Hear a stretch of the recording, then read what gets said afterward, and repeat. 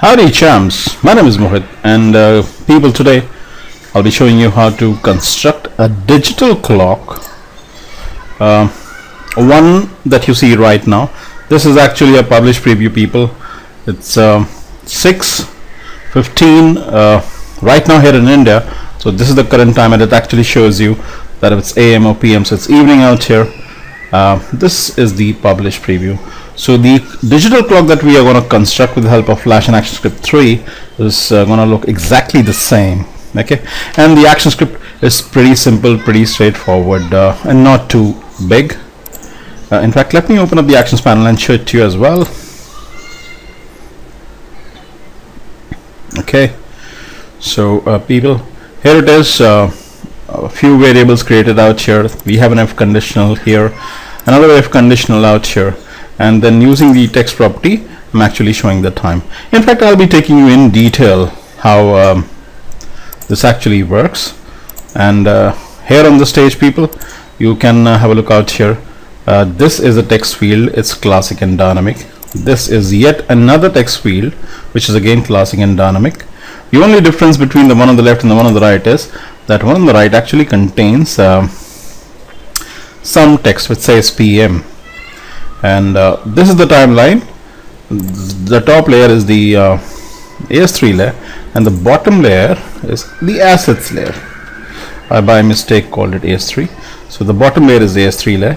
The top layer has just one single frame. The second assets layer has 2 frames. Right. Okay. So what I'm going to do is I'm going to destroy the assets layer completely. I'm going to preserve the AS3 layer because I'll not be writing the script again. I'll reconstruct the assets layer, and then I'll explain the action script to you, which should be fair enough in understanding the concept of how to create a digital clock. So after selecting the assets layer, I'm gonna hit this delete icon. All right. So the assets layer is gone. Let me see if there's anything in the library. Yes, there is. We have an embedded font. Let me right click and say delete as well. Okay.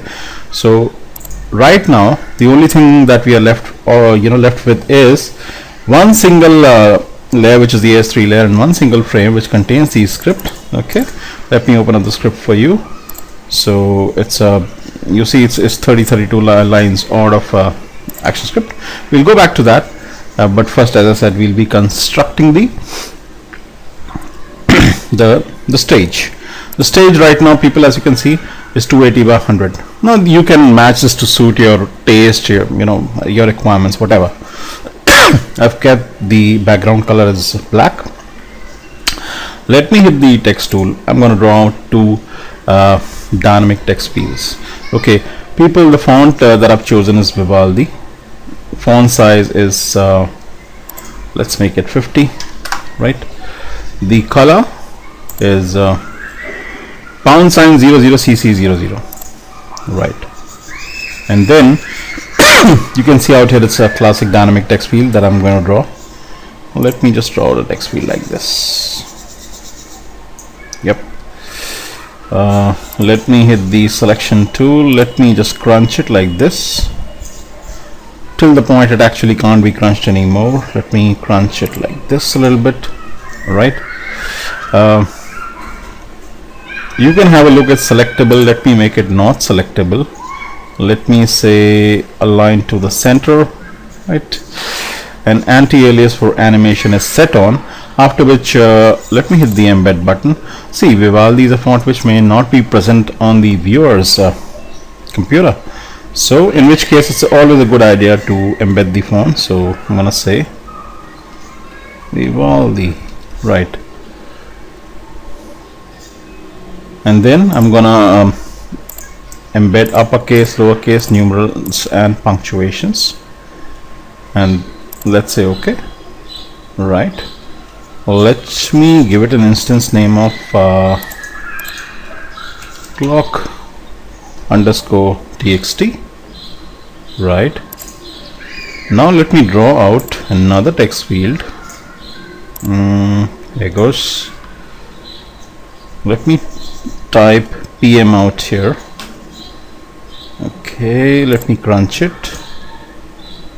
Let me also expand it slightly. right? So now you can notice out here it's classic, dynamic, and the instance name is AMPM. It's again Vivaldi. I don't need to embed the font once again. The font size is 50. I can drop it to 40 for this one, right? The color is $00CC00, which is just the same, right? Okay, so one text field on the left hand side, which is classic and dynamic, and I've called it clock_txt. The one on the right, I've called it AMPM, again classic and dynamic. Okay, so by mistake both the text fields got inserted on the AS3 layer, which I didn't want. So let me right click, let me say cut. I need to insert one more layer, and I can call that layer, in fact I can call it text fields, right? Let me make sure the AS3's layer is on top of the text field layer, and then selecting the text field layer, I can say edit, and I can say paste in place. Now they are back in place. Okay, so let's see what will happen if I hit Control Enter right now. Control Enter to test. So what it actually does is it captures the current hour, the current minute, and the current second, and also tells us that it's evening out here. But what's not happening is it's not incrementing. Okay, so we'll do that, and let me just crunch it a little bit like this. Let me also make sure it goes to the left and slightly to the bottom. Let me hit Control Enter just to check the positions. All right, and now people, what I'm going to do is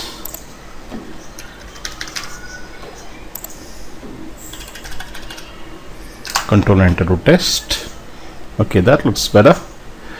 What I'll be doing is I'll be applying filters to both these text fields. We'll go with the glow filter first. Make sure that the color is a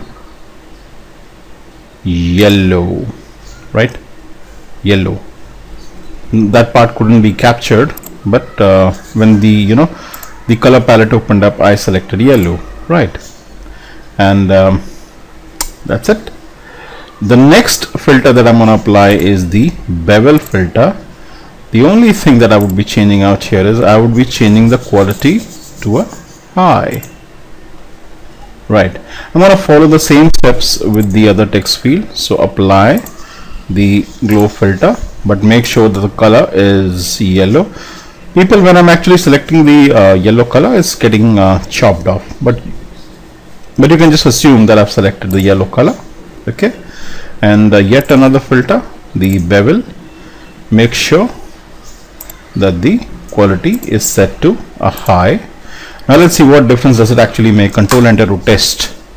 So you get the a slightly 3D effect. Okay, that's cool, right? Now the only thing that is left for me to do is increment the the digital clock. So what we can do is we can either use a timer or an enter frame with the script, but that's gonna make the script a little longer.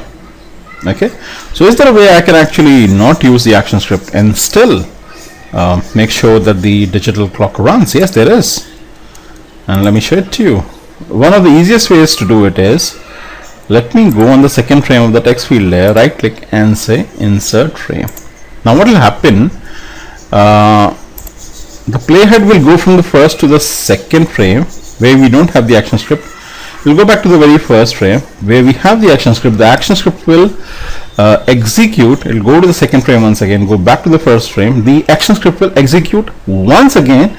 It will go to the second frame, go back to the very first frame. The execution of the action script will take place a third time, and this goes on and on and on. So from the second to the first, the moment it comes from the second to the first frame, the action script will execute. So it's actually working like a timer without we having to include a timer. So isn't that brilliant? Yes, it is. Let me hit Control Enter and let's test it out. There you go. So you see, without actually using a timer, without actually using an enter frame event, we have managed to make sure that a clock works just the way we want it. So that's 6:24:50 evening India, right? And the only thing that now remains for me to show to you is how the script was actually made functional. So let me open up the actions panel, right, and let's explain it to you. Okay, as you can see, the action script isn't too big either. Line number 1, we have created an instance of the date class. We have made a variable time equal to new date. Now this variable time will hold all the information about the current hour, the minutes, the seconds, the day, the date, etc. You know, everything about that specific date in terms of you know, the day, the date, as well as the time. Okay, now what we do is we are declaring yet another variable seconds, and which is equal to time dot seconds. So it will go inside the time and fetch the current seconds.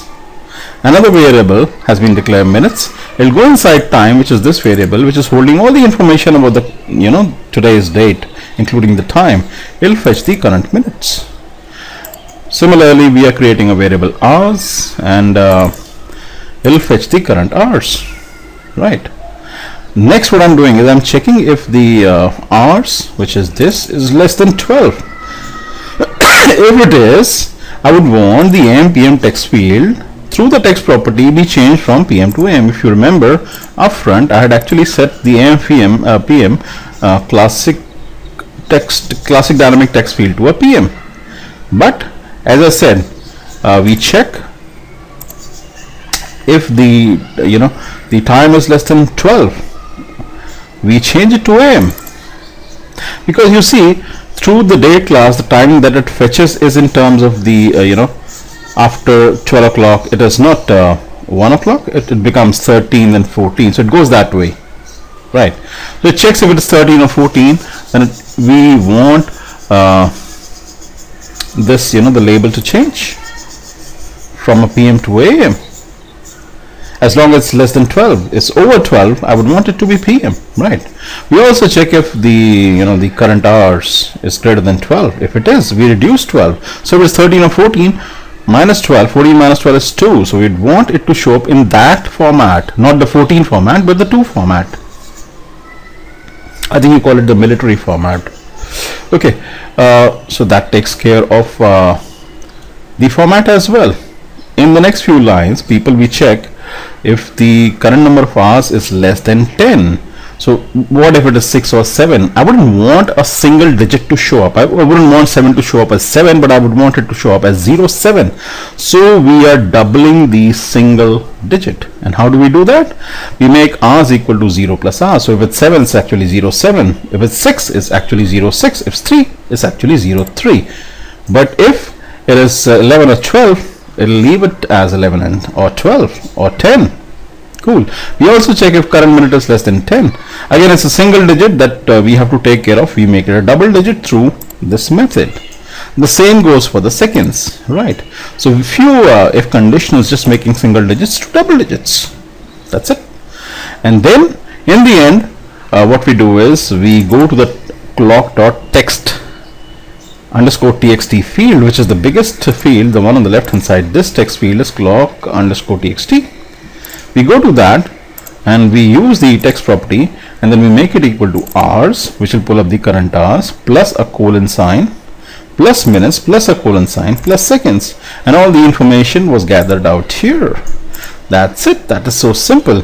And if even after explaining didn't make any sense to you and you would still want to use the digital clock, what you can do is you can download the FLA file from http://qualitylessons.net/downloads.